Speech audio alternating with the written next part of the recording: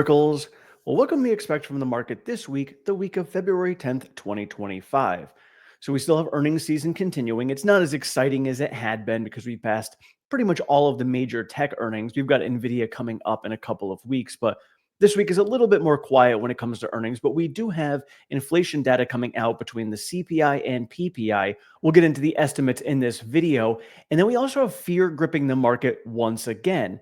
When you're looking at the fear and greed index, we've been kind of dipping into fear, then coming back up to neutral and dipping back down to fear. We haven't been in greed territory for quite a while. So this to me is a pattern that we have seen in the past where it's kind of like the fear and greed index indicating a dead cat bounce type scenario where you go up to neutral, then back down to fear, and then extreme fear, and then you bounce back up to neutral, and you never really get to push up higher to that bullish state when you get to that greed territory. So we're kind of coming down. Now, granted, we've been on quite a massive run over the last couple of years. So this is kind of, to me, kind of just like the settling of the market, figuring out what's going on with this new administration and things that are going on. So nothing major yet, just something to kind of pay attention to and see what's going on. Could be that opportunity to maybe catch a little bit of that falling knife. For some people, that's a good thing. For some people, they don't want to catch the falling knife. Totally up to you and what you want to do for your own investing strategy. Again, we caught the falling knife here on this channel back in 2022 when Tesla was falling, and ended up being a very good thing. Nobody knows what the future is going to bring, so you need to make your own decisions for yourself. But we'll get into some more details as to what we can expect this week from the market. So tomorrow the 10th, on Monday, before open, we will get McDonald's. I do own McDonald's in my portfolio, but it is on the chopping block. Now, I do like McDonald's. I don't think they're going anywhere anytime soon. But when I'm looking at their dividend growth has slowed down. And I'm looking at the fact that I can own SCHD and have higher growth and higher yield than McDonald's.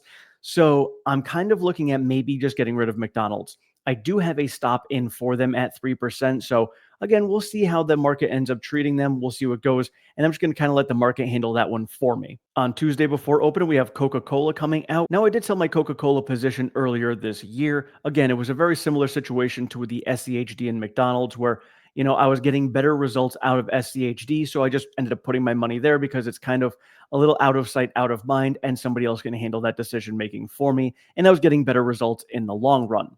We also have SPGI, S&P Global, and that one there is a dividend growth monster. I've contemplated adding that one to my portfolio. It is definitely on my watch list. And then after close on Tuesday, we have DoorDash, SMCI, which is of course a huge AI play, and we have Lyft. On Wednesday before the market opens, we have CVS, and CVS I think is starting to go the route of Walgreens. Walgreens just not doing well. Amazon has been doing a great job of taking pharmaceutical share away from both of these companies. And I think that they're feeling it, and again, you look at a CVS and what else do they sell in there? It's stuff that you can get pretty much anywhere. You can get it at gas stations or grocery stores or whatever. It's one of those in-between plays that they brought in the pharmaceuticals that was great for them, but now with other companies out there like an Amazon and people being able to get these pharmaceuticals online, those are starting to go to the wayside. So CVS, we have to see if they're going to continue their march forward or if they're going to continue declining. And after market close on Wednesday, we have Robinhood and Cisco. Now, Robinhood has been doing extremely well when it comes to the cryptocurrency plays, and they've been turning their company around as well. Obviously, a lot of negative publicity when it came to the GameStop things that were going on there. So I don't know if any of you guys own this one out there. I don't own it. I use it strictly for my crypto trading, and that is it.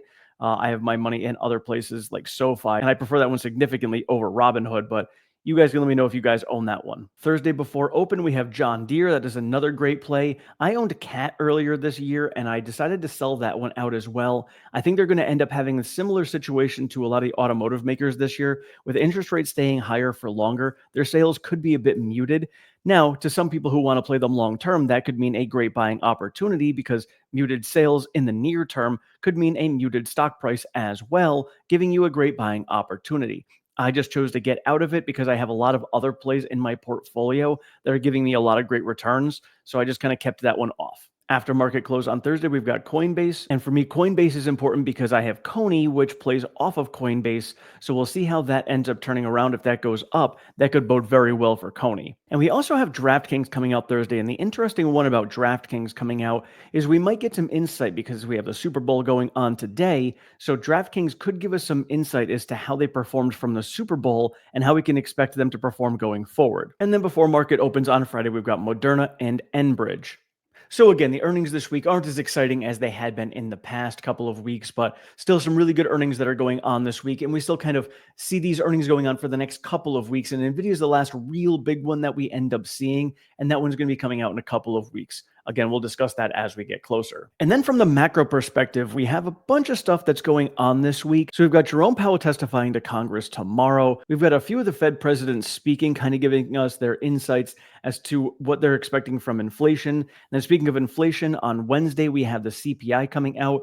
Estimates are coming out at a 0.3%. Last month, we had a 0.4%. So again, we would like to see this coming down, especially with tariffs looming. Everybody's assuming and seeing historically that tariffs do lead to some inflation, but typically it is a one-time inflation hit. It is not consistent like we had seen over the last few years. Government spending is what is going to give you long-term drawn-out inflation. Tariffs will give you a one-time inflation adjustment, and that's about it for the most part.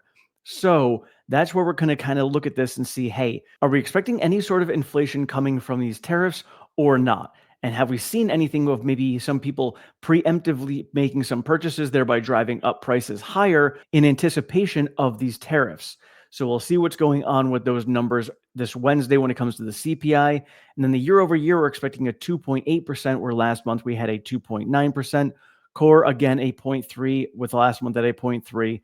And a core CPI year over year at 3.1 versus a 3.2. So we are expecting some inflation to be coming down slightly from last month. And then on Thursday, we do have the initial jobless claims, which we get every single week. And we get the PPI. The PPI expectation is a 0.3%, where last month it was a 0.2%. And at the time of this recording, we don't have estimates for all of the other pieces of the PPI coming in. We just have last month's of 0.1% on the core, 3.3% on the year over year, and 3.3% on the core year over year as well. And then on Friday, we're going to be getting the U.S. retail sales numbers coming out, and that could give us an indication as to how the holiday season went, how spending went post-holiday season, because post-holiday season where people are like, oh, I really need to cut back on my spending. I need to pay off these credit card bills. How bad was last month's spending with people recovering from the holiday season? And then looking at the fear and greed index, and we had been trickling up to neutral and back down to fear and then down to extreme fear and then back up. Again, we've been kind of making that bounce with not really pushing up into that greed territory. And you can see that market momentum is also in fear. Stock price strength is in extreme fear. Stock price breadth is in fear. Put and call options also in fear. The market volatility is at neutral at the moment. But again, when you're sitting at neutral, you never know which way this is going to turn because it can get volatile. And seeing as everything else is in fear, we could just push down even further. Safe haven demand is in fear. We've got junk bond demand is neutral, and the junk bond demand is the only thing that had been in greed for a little while, and now this is back to neutral. And so what this chart tells me, based upon what we have seen for fear and some of the things being in neutral, especially the volatility, is the market is kind of uncertain, and the market doesn't like uncertainty. So they're more on the fearful side of things because they're uncertain, and they're just waiting for an indication as to where they should put their money, or if they should just keep their money on the sidelines for right now. It kind of seems like that's what we're at, like little breath holding that's going on right now when it comes to what's happening with the decision making in the market at the moment. Now, some people can say, hey, well, we're in fear, so I can go ahead and buy some things up. But my caution to that is it's not one of those back the truck up and dump all of your money out type of situations. It's one of those, all right, maybe I want to nibble a little bit here, catch a little bit of that falling knife, and then just wait and see what's going on, because with that volatility sitting at neutral and us just being at fear and kind of trickling back down into fear, we could very easily continue going down, going into extreme fear. And then in extreme fear, that could be a back the truck up type of moment. But again, seeing as how the market has been playing out this year based upon a lot of the decisions that Trump has been making, a lot of the turmoil that's going on politically here in the US, you can have a situation where maybe you go down to extreme fear, and it could be, for somebody like my dad, great swing trading opportunities. You hit that extreme fear territory, you go ahead and buy a good chunk of stuff at that point. You may only bounce up to neutral. We may not go back to a bullish market like we saw the last 2 years.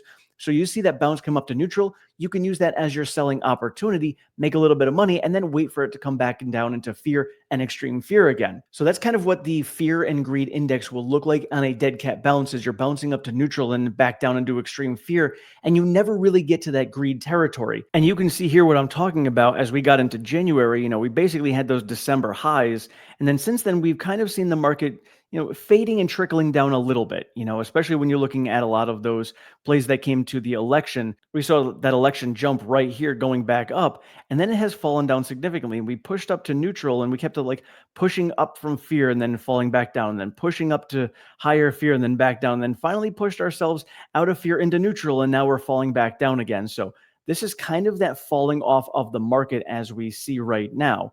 And this is something that we saw similarly in 2022, where we saw very few opportunities of greed. Most of the time, it was just bouncing between fear, extreme fear, and sometimes hitting neutral. And so for me, I'm just continuing my consolidation in my portfolio. The last two plays that I have right now are really going to be McDonald's, where I have a 3% stop, and Starbucks, which didn't have a great earnings, and they haven't given us a forecast for this year. But because of the CEO that they have that came on from Chipotle, they are expecting a very good year coming out of Starbucks, where they're going to be cutting a lot of costs and expenses. And that is what the market and the investors want to see. So we could see a very strong year profitability wise from Starbucks and kind of digging themselves out of the hole that they had been in. So it is cheered from there. So I put a little longer leash of a 5% stop on Starbucks.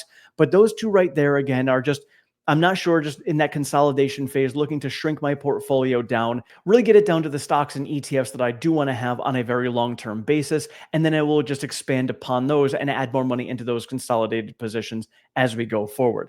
And so as we're getting these opportunities in the market, I'm taking those and I'm buying accordingly. So that's all I've got for you guys today. Thank you so much for watching. I appreciate all the support. Have a great one.